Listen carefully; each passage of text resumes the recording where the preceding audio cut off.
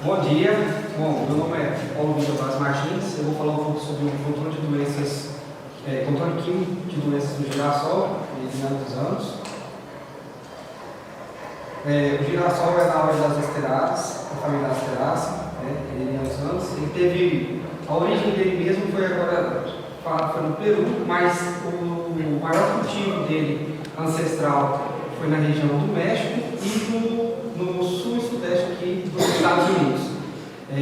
Após a colonização do México pela Espanha, ele foi levado para a Europa. Lá ele começou a disseminar mais pela Europa e chegando à Rússia, que hoje é o principal fornecedor de girassol para o mundo. E lá teve um melhoramentos genéticos que a gente vê hoje na maioria das cultivares que a gente utiliza, os principais melhoramentos.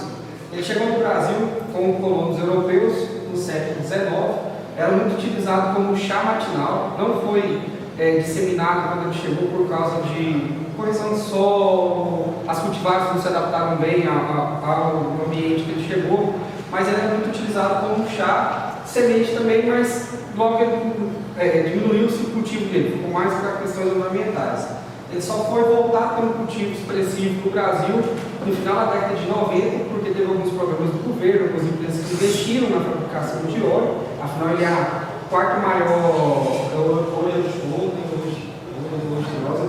que é produzida no mundo. A produção de óleo é muito alta, a semente concentra muito óleo depois esmagado, e por isso que ele foi disseminado só no final da década de 90, porque teve incentivo do governo e das empresas que começaram a beneficiar essa semente. E aí entrou cultivares também que já sabiam melhor como era a correção do solo, como era a questão de plantio, época de plantio, clima. Tá? Ele é muito utilizado como ornamentação floral, em alimentação, ração, silagem, farelo, óleo comestível. A gente tem os benefícios do óleo de girassol, da questão de saturação em cima de outros óleos que a gente consome, tipo o óleo de palma, o óleo de soja. Tá? Também muito utilizado na área medicinal. A planta de girassol ela produz bastante anticatrizantes, então bastante utilizado no biodiesel, por isso o programa no final da década de 90, início dos anos 2000, e para grãos, frutaria e para alimentação de pratos. Aqui no Centro-Oeste ele é muito utilizado na rotação e sucessão de culturas, porque ele consegue ciclar nutrientes, principalmente nitrogênio e fósforo, incorporando isso no solo após a soja. Então o pessoal planta soja na primeira safra, na segunda safra utiliza o girassol como rotação ou como sucessão de cultura. Ele tem as raízes bem profundas, então ele tolera seca, tolera frio, tá? Por isso que ele é muito cultivado na Rússia, na Ucrânia, no leste europeu. Foi falado de ciclar de nutrientes e na segunda safra. Aqui é a origem dele, então no México, a origem mesmo é do Peru, mas onde ele foi realmente cultivado no México e nos Estados Unidos, e após esse cultivo que ele foi levado após a produção foi levado para a Europa. No Brasil, as maiores concentrações no Centro-Oeste, certo? Um pouco no Sul e um pouco em Minas, mas mais forte mesmo no Centro-Oeste, e nesse ponto o estado de Goiás é campeão. Tá? Aqui são os dados do CONAB, está marcado em vermelho a safra de 2021-2022. Então em Goiás a gente é o maior produtor em termos de área, tá? Só que nessa safra a gente tem um probleminha que foi menor do que a área que a gente tem lá no Mato Grosso. Então vê que a gente produz 26 mil hectares e produzimos só 840 quilos por hectare, enquanto no Mato Grosso eles produzem menos áreas, mas produzem mais. Também tem uma questão do controle, quanto maior, mais difícil o controle. Mas o estado de Goiás é campeão na área de plantio. Tá? As regiões que mais plantam no Centro-Oeste e no Sudeste, tá? Mas o Centro-Oeste é campeão, principalmente por causa da rotação de culturas, por causa da sucessão de culturas. As principais doenças a mancha alternária, mofo branco, orídio, ferrugem, virose e crestamento bacteriano. Mas só que a gente vai detalhar elas certinhos, tá bom? Controle químico. Interessante que quando eu peguei essa apresentação, ela já tinha muita base do que era girassol, e eu contei uma coisa que a gente tem visto bastante no mercado. Essa apresentação parece que em 2018 estava lá. E aí eu fui olhar, tinha 36 produtos só registrados. Hoje a gente está com 98 produtos. Mas o interessante disso tudo, vocês vão ver um pouquinho mais para frente, teve esse aumento muito grande de registro, mas não teve uma mudança drástica. Vou mostrar para vocês agora. Aqui são as principais doenças do tipo, certo? Como eu falei, né, as principais são a mancha de alternária, mofo branco, ferrugem ou de tombamento, mas ela tem 23 doenças registradas tanto no agrofite quanto no manual de fitopatologia. Porém, várias delas não têm controle registrado no agrofite, nem nada assim que eu procurei saber nos outros princípios ativos. Tá? São 17 fungos que a gente tem registro que ataca ela, 4 bactérias, um nematóide e um vírus. Aqui eu já comecei a colocar sobre os princípios ativos. Como eu falei, de 36 passou para 98, mas se vocês derem uma olhada para a mancha de alternária, que é a alternária brilhante, a maioria dos princípios ativos não muda só o nome comercial. O princípio ativo dele então, continua sendo espirulina, tirazol, a maioria deles não tem uma mudança drástica. Né? A mancha de alternária. Aqui que a gente começou a ter nos últimos registros esse standard top UBS, que começou a usar também um pirazol e um benzimidazol junto com a cispirulina que a gente já tinha visto lá em cima. Para aspergillos SP, mesma questão. Então, assim, no agrofite a gente pode ver que às vezes 2, 3 fungos são controlados com o mesmo agrotóxico, o mesmo princípio ativo. Então, aqui continuam com os agentes casais, alternária, mancha de alternária, aspergillos, mofo cinzento, orídio, que é uma das outras principais doenças, podridão difusário, meloidógenos, meloidógeno, que é o nematóide diário, canela preta, penicilo, mancha cinzenta da haste, mancha bacteriana. Então, não tem produto registrado nem com meloidógenos, nem com canela preta, nem com a mancha bacteriana. Tá? Os outros pode ver que é basicamente utilizado os mesmos. O fipronil é utilizado para penicilina, ceora é utilizado para podridão difusário. A ferrugem também tem bastante registro, mas se você for lá, a mesma que utiliza na ferrugem também utiliza na mancha de alternária. Então, teve um aumento muito grande de registros, teve um aumento muito grande de produtos, mas os princípios ativos são os mesmos, mudou o nome comercial ou empresa que produz. Agora eu vou falar um pouco sobre as principais doenças. Tá? Mancha de alternária.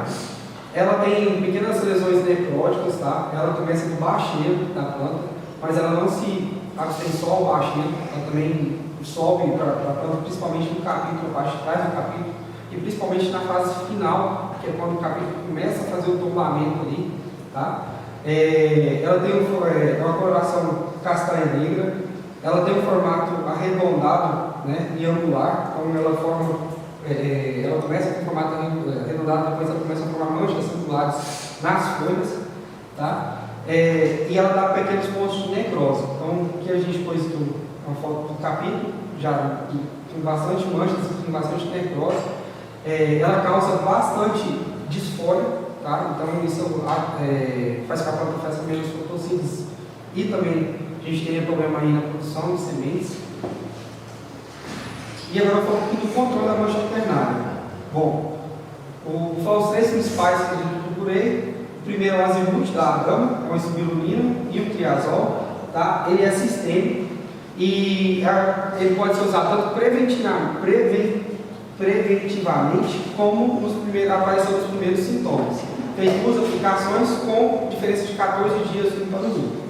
O outro utilizado é o Fox Pro, que é para vocês, já entra uma carboxamina, um triazoletione e uma espirulina, não só como a gente viu que tem triazol e espirulina. Também a fito. Oi? Não entendi. Não. Os primeiros, aplicado nos primeiros sintomas também, tá? Ele é mesostêmico e sistêmico, tá? E também tem o Monares, também é mesostêmico sistêmico, também utiliza o mesmo dos princípios ativos do fluoxeton. Tá? A diferença é o que eu falei, só empresas. A gente está vendo uma da Bayer, uma da Singenta, outra da o mofo branco, tá? Também atinge o que é a esclerotina e escletiona. Ele começa nos caules, também no bacheiro, principalmente na parte do caule. Tá?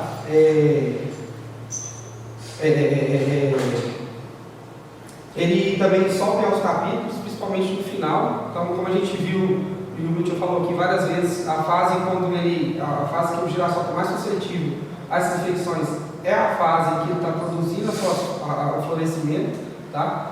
Justamente que a planta fica mais suscetível e ele atinge bastante a questão do capítulo. Então, fazendo a produção indo lá embaixo, e ele infecta a linha dele. Ele é um fungo que infecta toda a linha, tá? Tem lesões escuras e encharcadas, e os escleroses deles são em grande número irregular. Bom, aqui são os produtos que controlam o mofo branco, né? Esse é o Ágata, é um fungicida acaricida, tá? Ele é suspensão, ele é um fenilpiridilamina. Ele é uma suspensão concentrada, é aplicado no início do florescimento, tá? 2 aplicações com 10 dias de diferença. Aqui nós temos o Certeza e o Firmeza N, são os 2 produtos da IAR. A suspensão concentrada também, ele é utilizado no tratamento de sementes, tá? Ele é fungicida e nematicida, só que, como já vou adiantando lá para frente, como nematicida não tem o registro para o girassol, tá? Mas ele é um fungicida, realizado com fungicida e nematicida na bula dele. Faz uma aplicação, tá? No tratamento de semente antes da semeadura. Esse é o NIC 750. Ele é uma amilolipiridina, certo? Que se aplica no início do florescimento, 2 aplicações, com até 7 dias de diferença uma da outra, justamente no início, onde está o maior problema de infecção de doenças, de infestação de doenças. A ferrugem, que é a Coxina iliante, tá? Ele produz exploração alaranjada, avermelhada aí, amarelada, certo? Ela faz uma desfora prematura na planta, tá? Essas são aqui são as pústulas que ela faz na parte abaxial da planta, tá? Depois dessa infecção aí, dessa pústula, ela passa a ficar necrosada, com os necróticos, né, mais amarronzada. Ela começa no bacheiro e sobe e vai subindo, tá? Ela chega a atingir o início aqui a haste do capítulo, tá? A gente pode ver aqui nessa imagem aqui, tá? Para controle da ferrugem é utilizado spirulina e triazol, né? A gente vê aqui bastante, como a Fanny falou, já utiliza bastante no maracujá, né?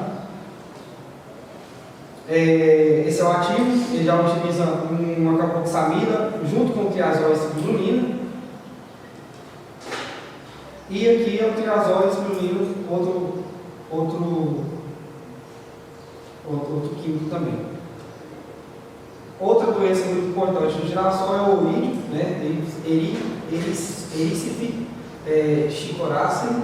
Ele dá na senescência da planta do florescimento em diante. Então, quando a planta começa a entrar na senescência e o florescimento dela ali, ele dá na planta, também começa pelo bacheiro, vai subindo na planta, tá? Começa pelas fontes do bacheiro. O oídio, ele gosta mais não tem tanta umidade, né? Então,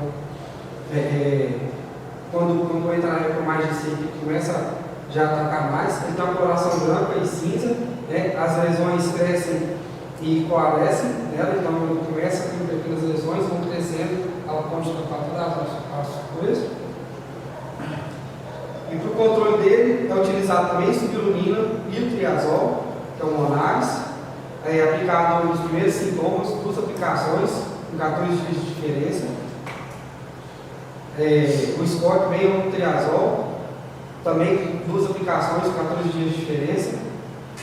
E agora eu vou falar sobre o tombamento, que é a Rhizoctonia solane. Ele dá no colo somente em plantas jovens, tá? Ele faz o tombamento da planta, como a gente pode ver aqui, são plantas recém-emergidas aí, ó. Acabou de emitir as duas primeiras folhas delas após os cotiledôneos. Então ele dá no local, tá? Ele faz a murcha das plantas, enfraquece as hastes das plantas, tá?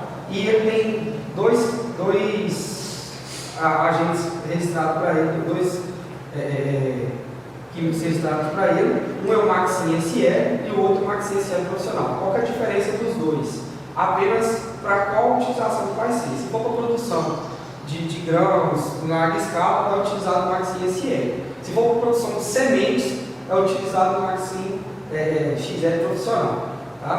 Ele é um acilalinato e um fenilpirol, usado no tratamento de sementes de uma única aplicação. Prestamento bacteriano, tá? Pseudomonas sirigae pveniante, tá? Ela produz manchas com pontuações de forma angular, né? Cloróticas e encharcadas. Tem uma cor marrom, a negra, como a gente vê aqui ela está mais marrom, está mais negra, tá? Ela dá um encarquilhamento da folha, a folha costuma enrolar, tá? Como que é o controle dela? Não tem controle químico registrado, então tem que estar separando se vou utilizar mudas sadias ou ficar de olho na questão dessa sucessão de culturas, porque ela sobrevive, tomar cuidado com sucessão de culturas, com rotação de culturas, então não sempre plantar girassol após soja, é sempre bom fazer uma rotação de culturas de acordo com o que vai utilizando ali na área, tá? E se tiver excesso de chuvas, provavelmente, ou excesso de água, provavelmente vai acontecer, como na produção de sementes com locais irrigados. Agora eu falo sobre o vírus, o Bayer mosaico vírus, tá? Ele é do gênero Pontivírus, da família Pontiviridae, né? E o vetor dele é pulgão. Então, o controle dele já é totalmente diferente. Vou falar no próximo slide. Ele produz faixas verdes escuras nas nervuras, que a gente pode ver aqui, né? Essas faixas. E na folha ele produz a vertical. Então, na nervura que ele fica mais escurecida, como a gente vê aqui, e as manchas verde claras. Ele também faz a planta ficar em tamanho reduzido e da coluna de inflorescência da planta. O controle dele é através de eliminar plantas hospedeiras que ficam lá no solo. Então, abineias pilosas, acantospermos cispo. Então, tem que eliminar as plantas hospedeiras do vírus e também eliminar o vetor, que é o pulgão da infecção pelo vírus, para que não ocorra a infestação. Nematóide de gatos, como eu falei lá atrás, ele é uma doença, ele faz queda progressiva das folhas, ele faz nanismo nas plantas, entendeu? Hipertrofia, hiperplasia, só que não tem nenhum nematicida registrado para o girassol. Aquele outro que eu falei lá atrás, o Arx, se não me engano, ele é um nematicida, mas ele não está registrado para o girassol. O que fala para poder controlar ele é rotação ou sucessão de culturas, utiliza muita rotalária, luim, certo? Adubação verde, né, rotalária. E é o seguinte, não vai eliminar, tá? Não tem como eliminar ele, mas tem como diminuir a infestação dele com essas rotações de cultura.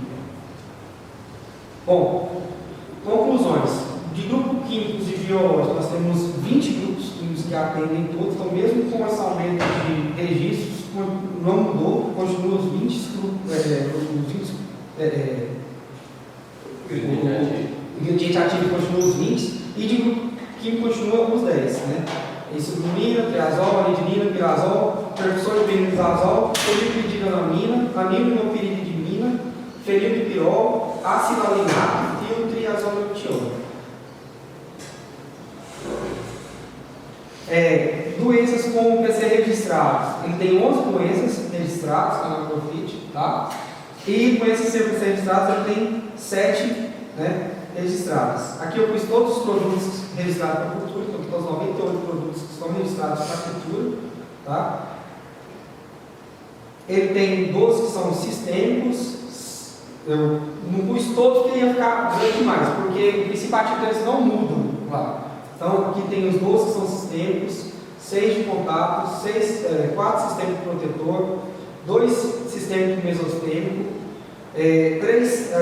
3 sistemas de contato, protetor sistêmico de ativo adiante tem 1, protetor sistêmico de contato e ingestão, eu pus 1 aqui, que é o Sonaptol, e o protetor, contato de protetor, também eu pus um exemplo deles.